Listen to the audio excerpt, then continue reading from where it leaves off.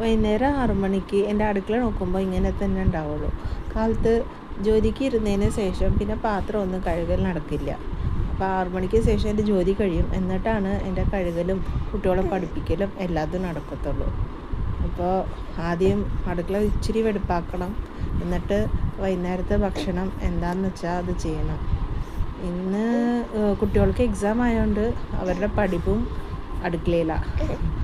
അപ്പോൾ എൻ്റെ 2 മക്കളുടെ പഠിപ്പും അടുക്കളയിൽ നടക്കണം. ഒരാൾ അങ്ങോട്ടും ഇങ്ങോട്ടായിട്ട് പോയി വന്നിട്ടാണ് പഠിക്കണം, ഒരാൾ അവിടെ സ്ഥിരം നിൽക്കുക. അപ്പോൾ എൻ്റെ ചെറുത് കുറച്ച് അവളെ നിർത്തി അടുത്ത് ഇരുത്തിയിട്ട് വേണം പഠിപ്പിക്കാൻ. അല്ലാന്ന് വെച്ചെങ്കിൽ അവൾ ഇവിടെയൊക്കെ പറന്ന് നടക്കും.